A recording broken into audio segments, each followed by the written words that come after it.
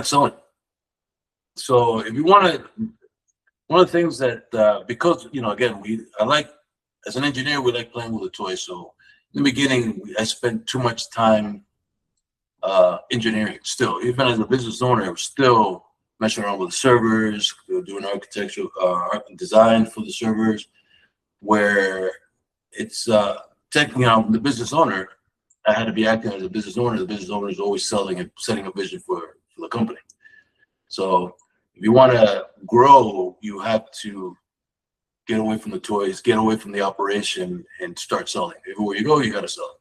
That's and nobody could sell better than we found out. I found that out when we had a salesperson that I could sell better than he can. So I could go in and I could speak to the owners and I could explain to them where he couldn't do that. He was just trying to get business.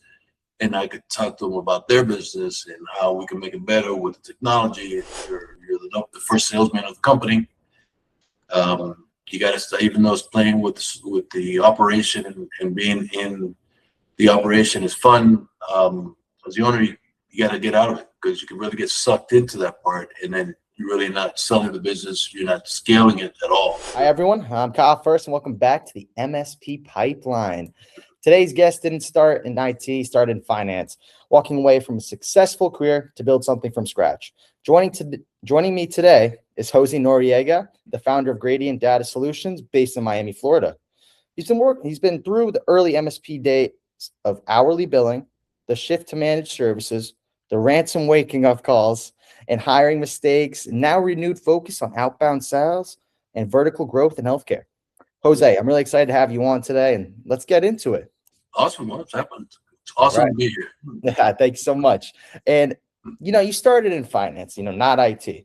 Right. Walk me through that transition. You had the certifications, you were in the finance world. Yeah. So what made it unfulfilling? The finance is fun. I mean, I still like it.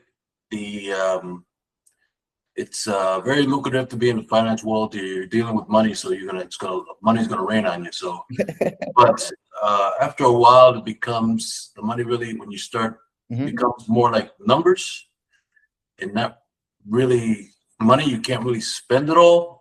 Well, I guess you can spend it, but for me, it wasn't fulfilling. And in order to make a lot of money in finance, you have to have a certain kind of personality, which I don't think I had at the time. And while I was doing that, I was also pulled and very intrigued about the technology when the internet was really just starting. I helped our company get onto the internet before most companies would open up a domain, before almost anybody opened up a domain. But ultimately, I had a friend of mine that worked with me, and he said that, your passion is really in technology, and they actually pay for it. They'll pay you to do it. And that's what really hit me, is that somebody's going to pay me to do something I was willing to do for free. So that started my journey with changing my mindset there and looking into, okay, what is it going to take to do this instead of that? So yeah, I started on that. I liked everything I heard at the time. I started getting certifications left and right. I was blowing through them because I really liked the material. And that started the journey there. I applied for a company and they hired me immediately. That's great. And like when you left finance now, did it feel risky at all?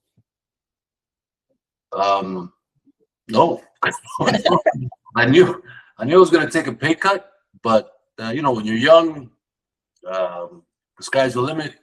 And sure, it might have been a little bumpy at the beginning, but I had no doubt in the road I was about to embark on. So that's great. And I'm happy, you started your thing, you got it going, and today it's doing really well. So, I mean, but you went from broker to engineer, but eventually you had to go from engineer to owner. So what shift would you say was harder? Oh, definitely to owner. I mean, the engineering part is something that a lot of us are born with that mind. Being a business owner is a different hat altogether. It's completely different. You still, you got to move some levers around and you do some kind of engineering with moving pieces on the chessboard, they say, but it's different. So for a lot of MSP owners, almost all of us come from the engineering side, then become business owners for the same reason. We figure out that we could probably make more money running a business than actually being like what I call a hired gun. Being like, goes out there and you tinker with the toys. So in all of us, we still love tinkering with the toys. That's something that I see it doesn't go away, although it doesn't pull me as strong as it used to. I used to really get into all the mechanical and technical part of all devices and everything. You know, at home I always had a home lab which looked like NASA, let's say. I don't do that anymore, but I still have that little bit of pull to the engineering side. The business side is very fulfilling as well because it's your baby. Anybody who owns a business knows that you are never off. I tell people I get paid about $2 an hour, given the amount of time I think about how much time I spend on the business and all the hours we spend. There's really no days off, even though you're off with your family at a picnic, let's say. You're still thinking about the business and how you can change it. So that's something that it's different, but it's, you know, it's your baby that you're gonna do it until you can't anymore. Of course, and business never stops, even on the weekends, sadly enough, right? But when we had that initial conversation, right? You know, there's a moment in that story that I love. You realized the MSP that you were working for was charging you $150 an hour, right? Yep. Well, while you were making $80, and that realization changed everything, I'm assuming. So would you say, was that the moment that you thought maybe I should be doing this myself? When I was at the MSP or systems integrator before then, I knew within the first 6 months that this was what I was going to do for a long time, and I knew that I was going to eventually open up a company. So when we left that company, because they closed down our department, I started working for another MSP. His rates were higher than the MSP I just left. Wow. And they were paying me as an engineer is $50 an hour, but they were charging all of the customers that I brought in about $150 an hour. So my stint with them was very short. I do the customer, I would say, well, I'm leaving, I'm starting on my own, and I'm not going to charge you $150. I'll do $125, and everybody was happy that way. Yeah. And that began a few years of me being out on my own. It was very different back then. So things were not as complicated as they are in some areas. They were complicated in others. So there was no such thing as like Google to find the answers or anything like that. Yeah. But I was doing that for a while, living nice and comfortable as a hired gun, as call it, charging by the hour. The downside of charging by the hour is either feast or famine, right? So when you're busy, it's great, you're getting paid a lot of money, but when you're not busy, you're technically unemployed, right? So because you're not making any money whatsoever.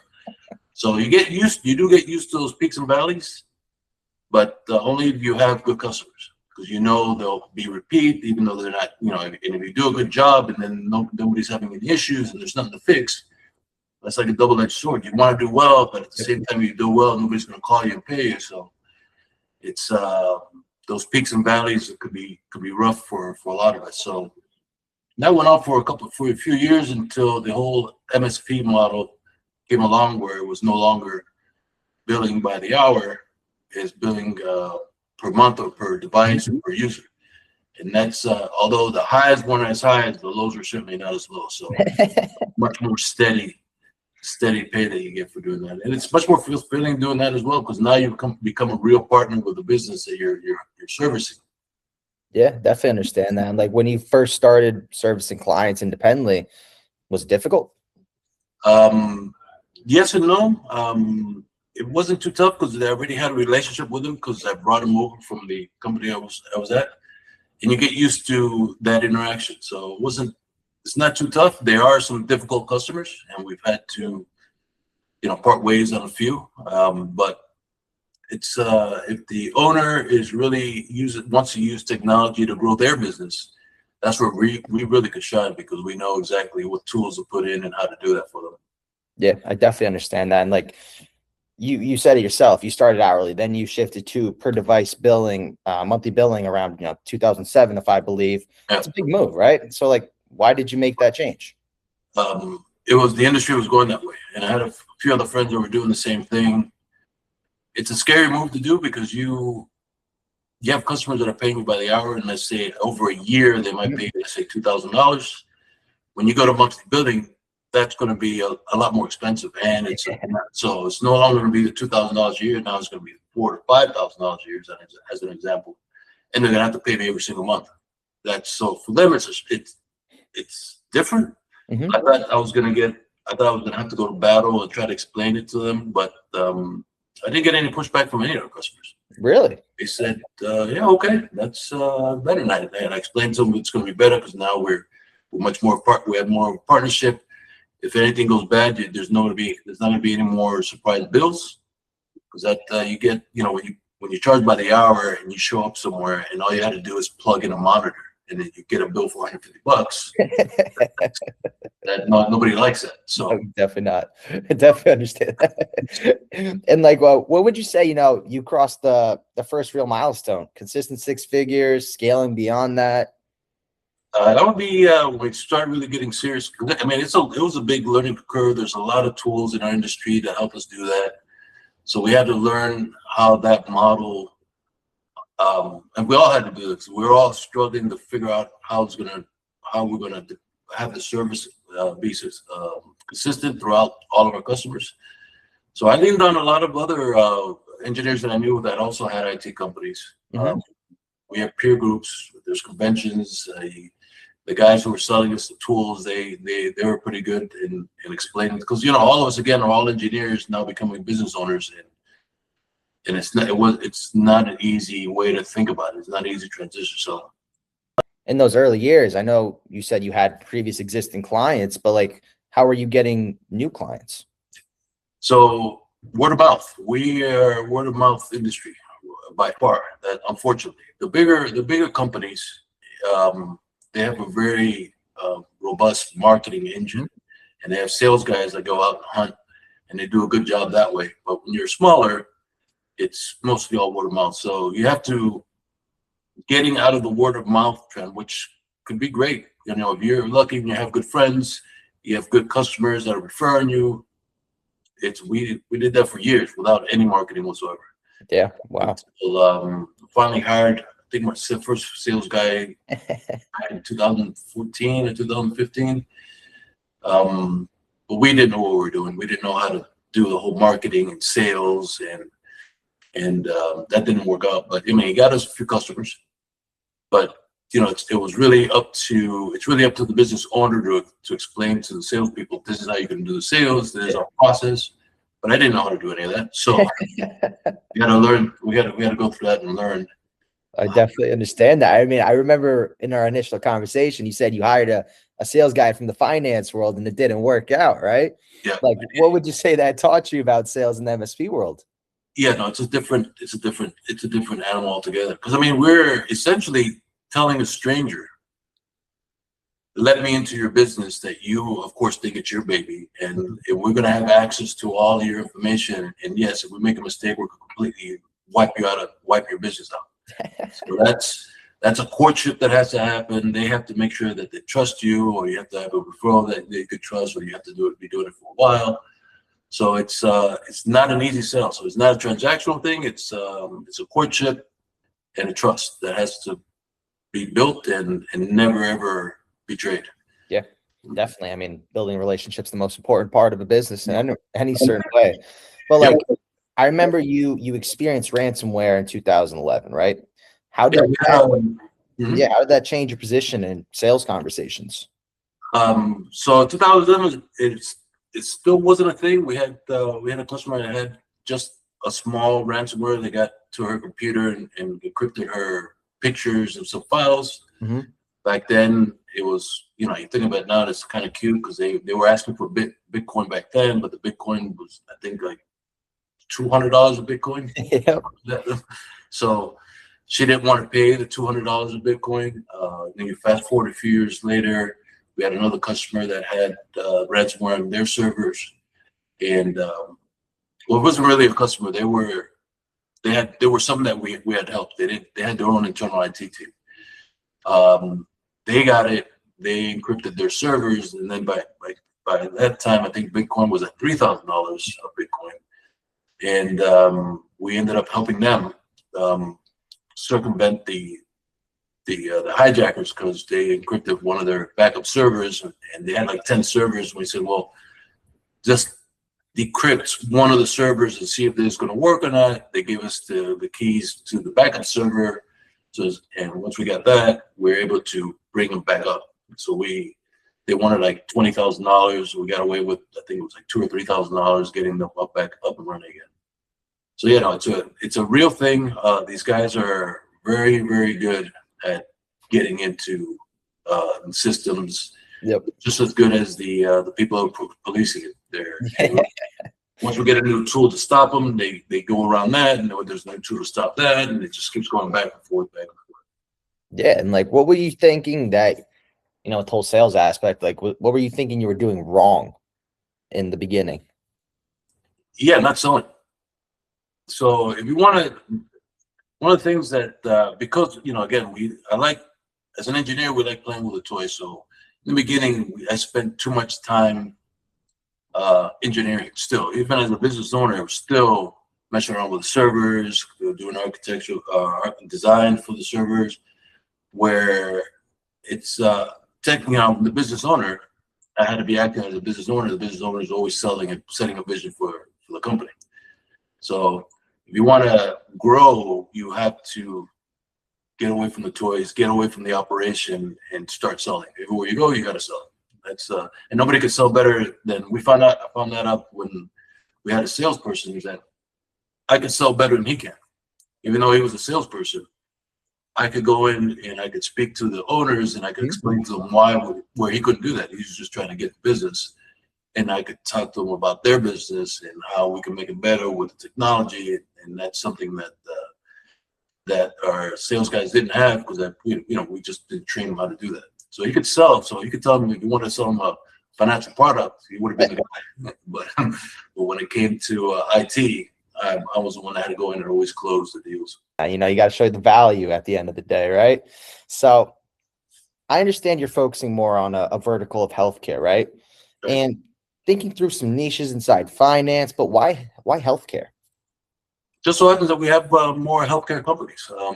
It just worked. I wasn't itching down before, which I should have. But now we've acquired more healthcare companies. We understand what happens in healthcare. We know the EMRs that everyone uses, their strengths, their weaknesses. So now we're better able to gel and to help the healthcare companies be a little bit more efficient. We have a great imaging engineer on our team that knows all the imaging systems, and it works. Once it works, it's pretty solid. It's a good industry. I mean, we may ultimately switch over back into finance, but as you know, finance is an ocean.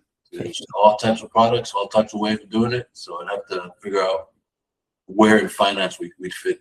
Yeah, and like, do you think healthcare?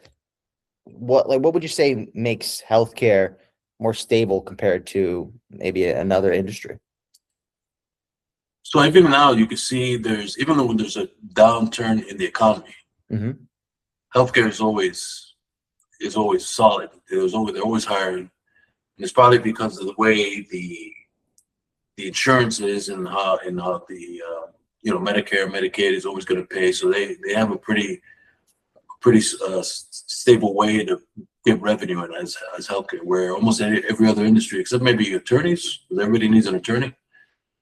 One of the things I found out back in 2007 when we had the financial crisis, we had a lot of, back then we had a few construction companies or real estate companies, and they went away, and we started getting more attorneys as customers because of the whole crisis. The real estate market was going down. Everybody was foreclosing on the houses, but in order to handle all those foreclosures, we needed more attorneys, and so we were getting more attorneys. So for us, it's funny because however the industry goes, however the economy goes, we may lose some customers on one industry, but another industry shows up and they need now to bail out the economy. So, and we get because everybody ultimately needs now everybody needs IT. Yeah, definitely. You gotta get someone always. So, going off of that though, like, do you have an ideal client today? Like, is there someone that you specifically look for? Maybe it's a type of relationship. Yeah. So our ideal client are always somebody that's going to say from 35 to in age, it's going to be like 35 to 60. It could be a man or a woman, but they really want to leverage technology to help to grow the business. That is the funnest kind of customer that we have, and it really doesn't even matter the industry. But some industries do it better than others. But companies owners that want to grow, and they understand that technology is a good, I don't say a hammer to beat to get their business growing. That's where all the fun is at, because we have to then leverage the latest technologies. We have a lot of things in place. AI is coming around, so that's another one that we're taking a look at now, to how we're going to help the business grow that way. And that's what keeps it fun. That's what keeps Yeah, it sounds like it's more fun when you got more things going on, right? You keep it exciting. I love that. But I remember you said you helped one client grow from 7 to 150 employees. What did that teach you about, like, scaling alongside your clients? Oh, it's not easy, but it's fun. They were they're great, and they're still growing. I think they were in a growth mindset always, and we had to really keep up with them. They were hiring new employees weekly. New computers came in weekly, so that means their technology and the security had to keep up. And that, planning for them for the future was tough, because we just didn't know how far in the future we should go. So we should go way into the future. And that's going to be a lot of money. And is it going to be enough, or is it not going to be a lot of money? And then, as you get more users, they have more, they have more responsibilities, have more departments, they have to get more complicated, and it becomes more difficult. So that was a lot of fun. But it wasn't easy. It wasn't easy. I can't imagine. And, like, is there like one advantage in your business, like, you refuse to compromise on? Yeah. So we have to. One of the things I tell our guys that we always have to be at the leading edge of technology. We always have to keep up with the latest technology. Let the customers know about the latest technology. And one of the things we can't do is just sit flat on our feet and think that everything's going to stay the same. Right. One of the things that I liked about this industry is that it's never changing. So, people that know me now, they see me as a little bit laid back, but I can't, if I get bored, I do the wrong things. So this industry does not let me get bored. It keeps me on my toes. And what I like about it is that it's constantly changing. I mean, what things that we're doing now, we weren't doing 3-4 years ago, even with COVID was around. It's completely different today than it was just a few years ago. And it was completely different 4 years ago than it was 10 years ago. So it's constantly changing. Yeah. Like, what are you looking forward to in the future? We're really getting more into, more of the automation stuff for our customers. The AI seems promising. I don't think it's going to be as big as people are saying it is yet, but there is a lot of opportunities for a lot of companies to take advantage of it and really improve and make their business more efficient. Yeah. I don't know if it's going to replace a lot of people, but it definitely will help. I mean, it helps me every day. I know I save tons of time every day using it. So yeah, I do too. So I'm definitely there with you. But you said something powerful in our initial conversation. You had to move from an engineering mindset to a business mindset. So what does an engineering mindset get wrong about running a business? So with engineers, it's more, I'm going to say, like a binary or mathematical mindset. The machines don't talk back. Machines work exactly the way they expect, or they either work or they don't work. With the business is different. You have to now deal with on a human, social level, their customers, the employees, and they are finicky, right? They're not the same every day. One day they feel great, others they don't. It's different. It's that's why a lot of engineers like to stick to either the developers. They know what they're doing with the code, and they can sit in the room and it's fine.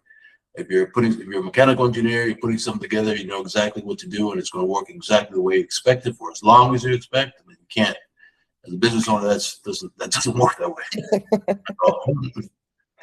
Like, what would you say changed though when you realized you had to become more like out there, put your name out there and be more relationship driven?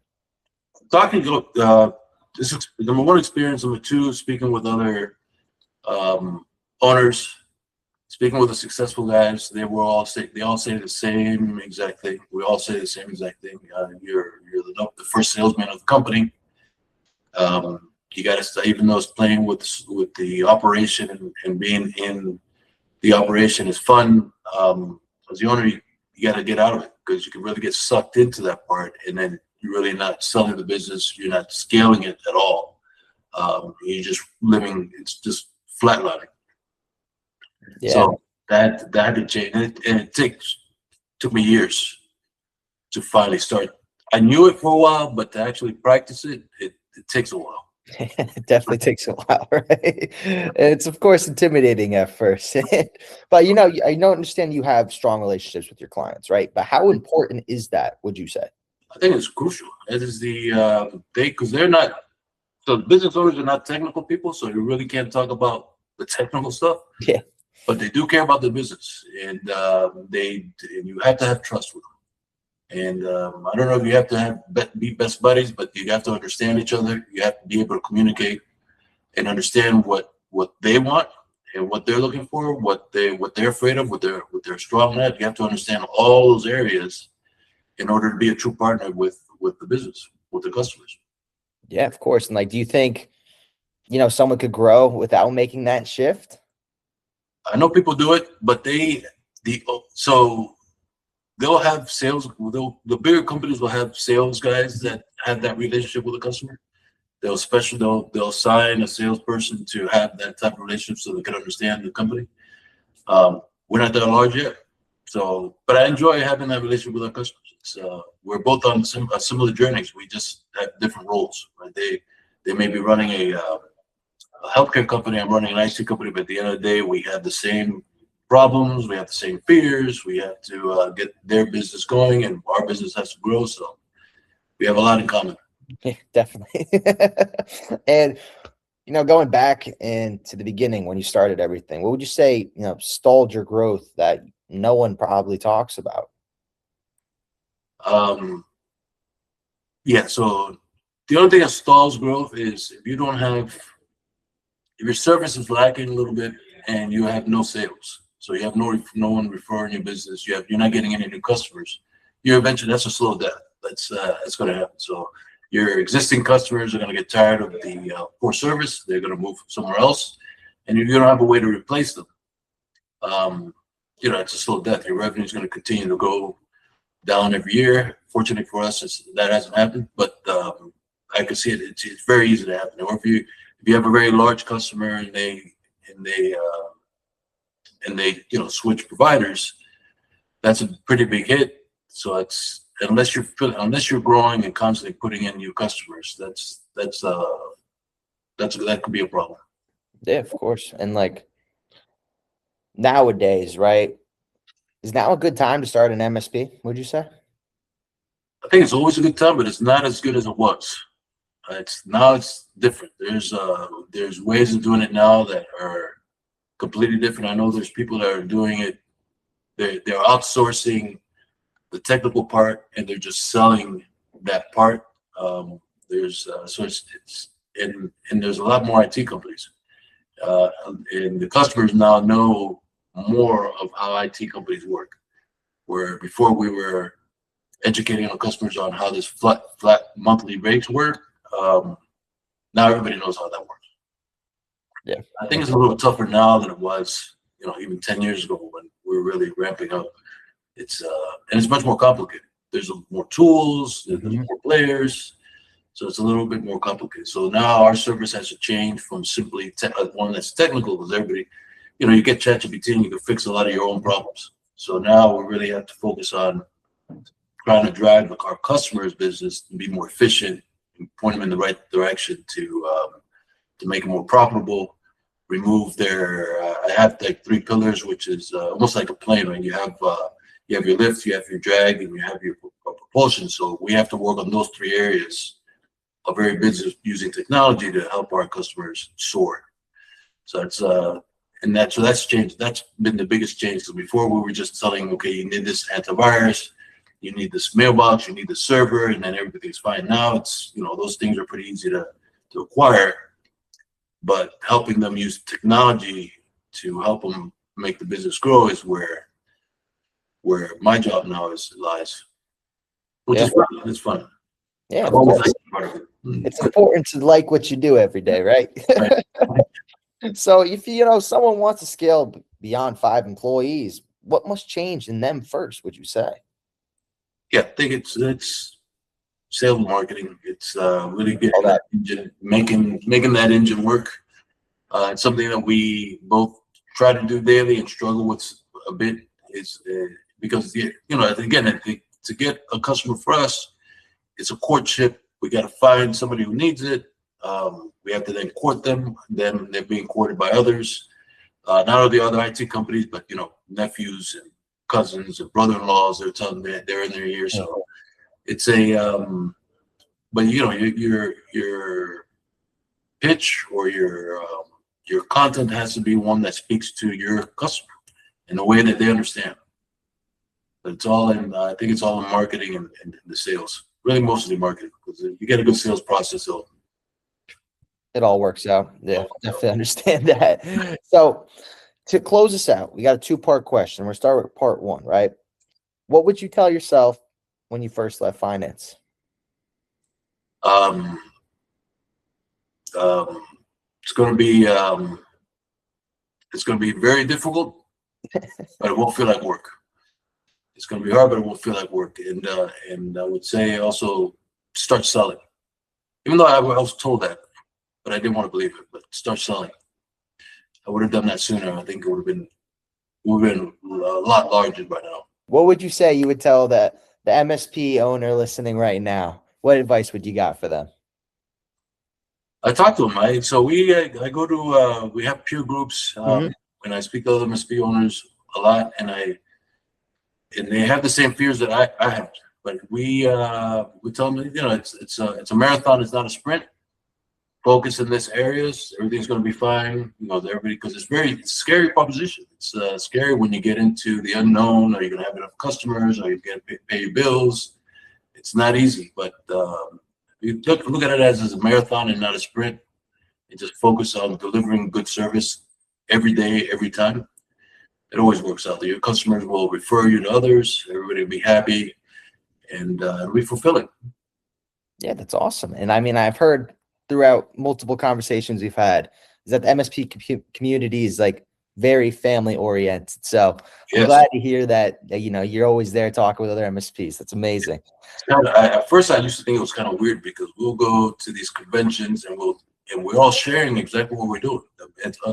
We're technically competitors, but it's really more of a family type because there's so much work out there that we can't do it all.